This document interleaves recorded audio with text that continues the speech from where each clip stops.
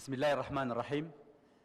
Je voudrais tout d'abord vous remercier d'être venus de si loin pour assister à cette importante conférence, à ce sommet sur donc l'éducation inclusive et équilibrée.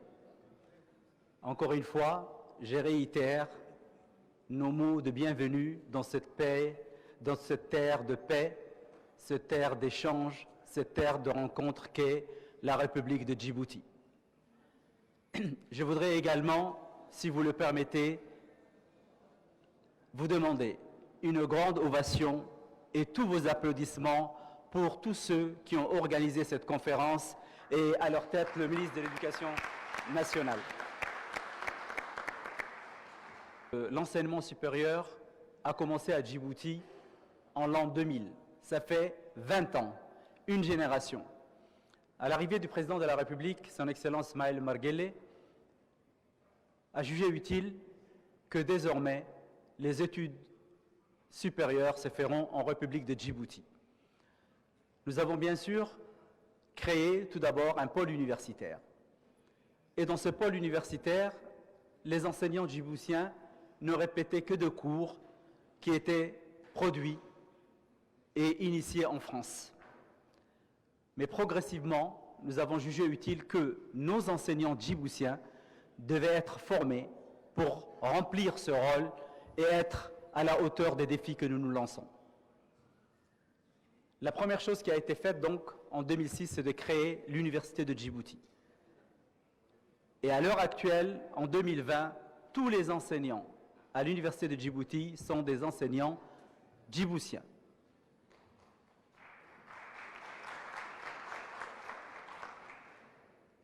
La question de l'enseignement supérieur, puisque je m'adresse à des professionnels, est une question qui est posée à tout le monde.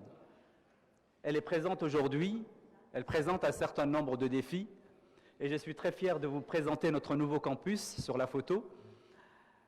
Ces défis sont de plusieurs ordres.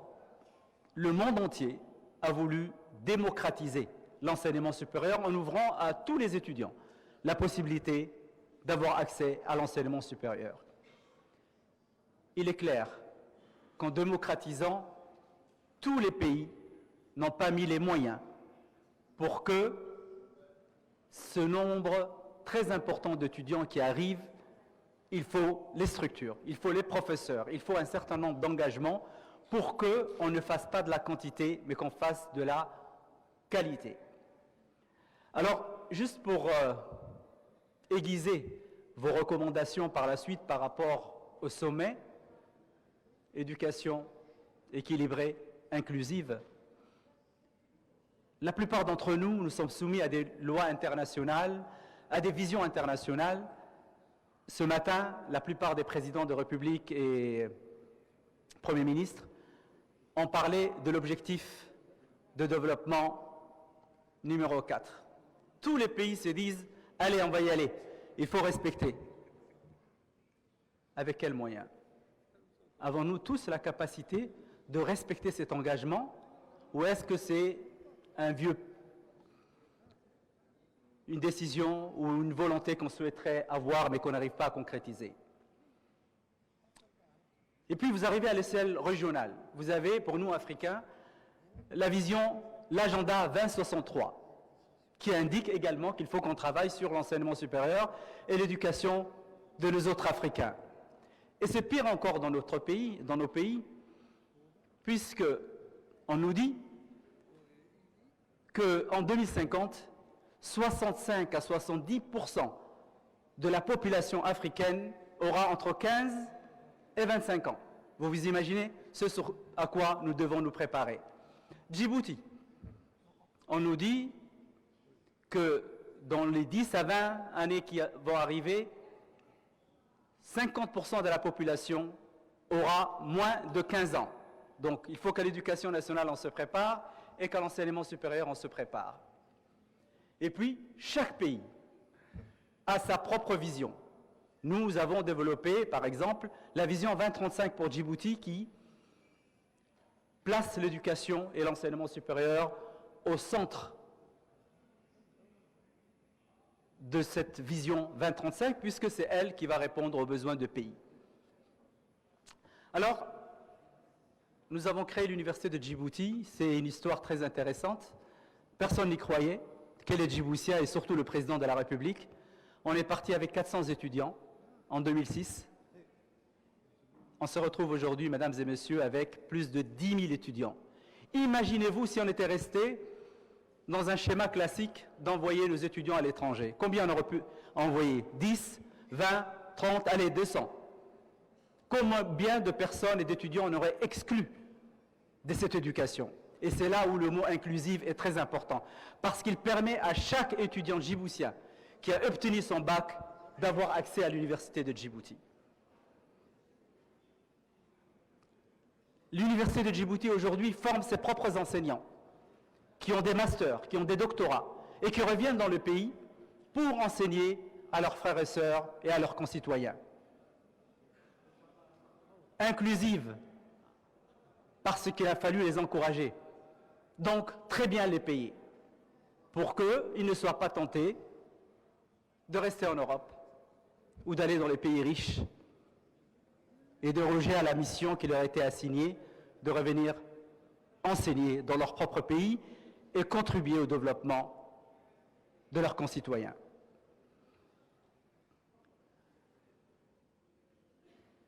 Local, nous avons une politique de décentralisation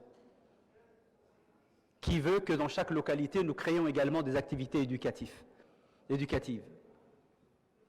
Alors la question,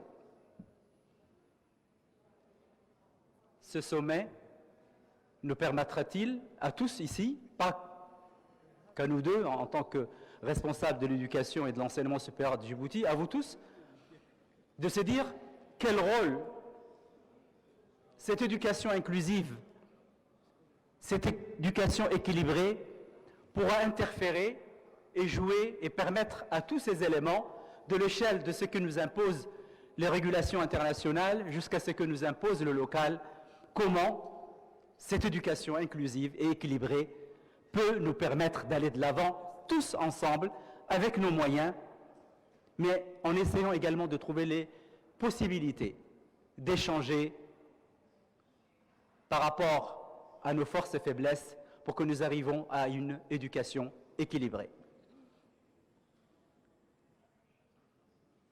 Équilibrée, inclusive. La République de Djibouti n'est pas un pays riche. C'est un pays qui se construit. C'est un pays qui a une croissance économique très élevée actuellement, autour de 6,5%. Mais on nous dit également que cette croissance doit se ressentir au niveau de la population, qu'elle doit créer des emplois. La question, deuxième question, faut-il obligatoirement que les étudiants que nous formions soient formés dans cet esprit d'adéquation, formation, emploi? Vous me direz oui, parce que s'ils n'ont pas de travail, ils risquent d'aller dans les extrémismes.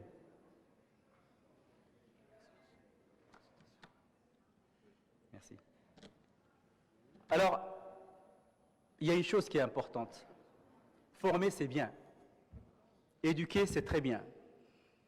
Mais il y a un élément important sur lequel qu'il ne faut pas oublier, c'est le savoir-être. Le savoir est une chose, mais comment je vais utiliser ce savoir?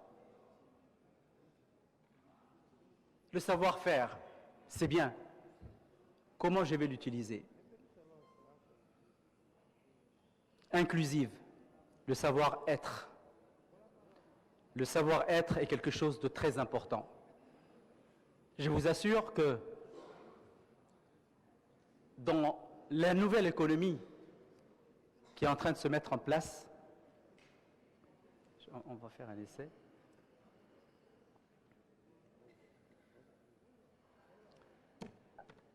Il y a un certain nombre d'éléments importants. Et nous avons essayé de réfléchir à comment nous pouvons améliorer en passant de la quantité à la qualité. Comment nous pouvons améliorer notre enseignement supérieur? Nous avons une expérience de 20 ans, c'est très bien. Nous avons formé des gens parfaits. On a voulu s'arrêter à un moment et faire une évaluation. On a souhaité que cette évaluation ne se fasse pas forcément par des Djiboutiens. Nous avons demandé au Haut Conseil pour la recherche et l'enseignement supérieur français, qui évalue les universités françaises et la recherche, de venir évaluer, et c'est le premier pays francophone qui a fait cette évaluation par une commission et un conseil aussi reconnus dans le monde. Que dit cette évaluation? Vous avez fait des progrès, c'est très bien, mais il y a encore mieux à faire. À partir de cela, nous avons construit notre stratégie. Et notre stratégie, elle est axée sur 3 ou 4 éléments. Le premier, c'est travailler sur la qualité des infrastructures. Et nous avons construit l'université de Djibouti. Nous avons construit la faculté d'ingénieurs. Et nous sommes en train de construire 2 centres très importants pour le numérique. Le centre d'excellence africain, financé par la Banque mondiale et l'Agence française pour le développement. Et je voudrais vous inviter, avant de quitter ce podium, à demander à vos étudiants s'ils veulent postuler pour le master du numérique avec pour application la logistique et transport. Nous sommes prêts à accueillir des étudiants venant du monde entier dans le cadre de cette formation spécialisée dans la logistique et transport. Nous avons également travaillé sur la qualité des enseignements. Je ne sais pas si vous connaissez le système français, tout le monde ici, c'est que la plupart de nos enseignants, quand ils rentrent avec leur doctorat, avec leur master, ils allaient directement enseigner. Ils ont le savoir, mais comment le transmettre? Ils ont accepté d'être guidés par des enseignants plus anciens ou par des enseignants qui viennent de l'extérieur. Nous avons changé notre curriculum. Nous avons modifié nos enseignements pour les adapter aux besoins de la République de Djibouti, qui est un pays qui se construit. Et qui dit qu'il se construit, il y a des priorités. J'arrive à la qualité des étudiants, parce que c'est le plus important dans tout ça. Nous avons travaillé sur l'éthos ou la manière d'être, le pathos ou la façon de convaincre, le logos, celui d'argumenter. Nous sommes au tout début. Nous devons également évaluer ce que nous avons fait pour réactualiser si ça n'a pas bien marché. J'ai parlé tout à l'heure de la mise en place d'un certain nombre de projets pour que tout le monde se sente impliqué dans cette université. Le Centre d'excellence pour l'Afrique, le Centre du numérique et la recherche. Nous avons aujourd'hui des laboratoires très bien équipés, avec des professeurs, des chercheurs de très grande qualité, qui publient dans les plus grandes revues scientifiques. Un laboratoire vient d'avoir le label, 2e sur 163 laboratoires mondiaux évalués. Et ça, pour Djibouti, vraiment, c'est un grand succès et une reconnaissance. Nous sommes en train également, nous avons connu des périodes très difficiles avant que vous veniez. Nous avons eu des inondations, avant d'avoir des sécheresses. Après les inondations, on a eu quelques maladies de dengue ou bien de palu. Et puis nous avons maintenant l'invasion des criquets. Comment, avec les pays des Ligades, nous pouvons travailler ensemble pour prédire le climat? Et nous avons construit un bâtiment avec l'aide de l'Agence internationale pour l'énergie atomique. Nous avons déjà acquis un certain nombre d'équipements. Le président de la République nous encourage à aller de l'avant. Dans ce laboratoire, dans ce centre, il y aura d'abord un espace pour toutes les études climatiques, un espace biotechnologie, parce que c'est très important pour l'avenir, pour lutter contre les problèmes de sécheresse, par exemple. Et tous les chercheurs du monde entier, bien sûr, l'Est de l'Afrique est prié de venir, mais nous ouvrirons nos portes à tous ceux qui pourront apporter quelque chose à cet observatoire. J'ai presque terminé.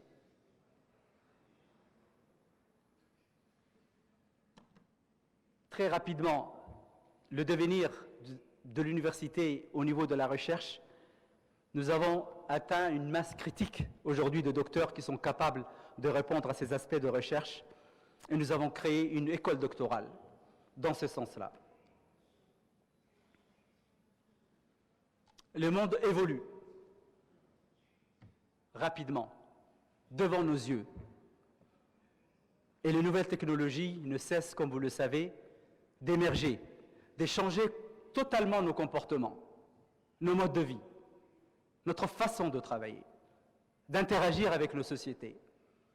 L'ère globale qui s'impose à chacun d'entre nous est marquée par cette évolution rapide, incessante de la technologie et de la connectivité.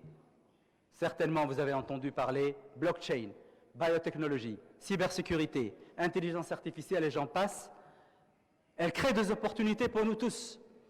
Comme je l'ai dit souvent, un enfant dans une école perdue en Afrique ou un enfant dans une des meilleures écoles aux États-Unis communique aujourd'hui avec le même langage, utilise les mêmes outils. Donc il n'y a plus de complexe à se faire. C'est d'accepter d'aller de l'avant et de rentrer dans ces nouvelles technologies. Mais le défi est que nous avons vraiment besoin de toutes les communautés et de tous les individus qui puissent travailler pas en termes de robots, mais en termes d'humains. Et on aura besoin dans ce monde de plus en plus d'humanisme. L'investissement dans la technologie est une bonne chose, mais il faut investir dans l'humain, investir dans les talents nécessaires pour faire fonctionner et conduire cette innovation, cette compétitivité, créer une attractivité économique. Là, alors, où est le rôle là-dedans de l'enseignement inclusif? Quatrième question. Et puis, à Djibouti, nous avons décidé, je l'ai dit tout haut, sur ce podium, d'une vision décomplexée. Décomplexée. Et nous avons programmé la montée d'un satellite dans les 2 années qui viennent. Nous avons déjà commencé ce travail, mesdames et messieurs, et je vous remercie.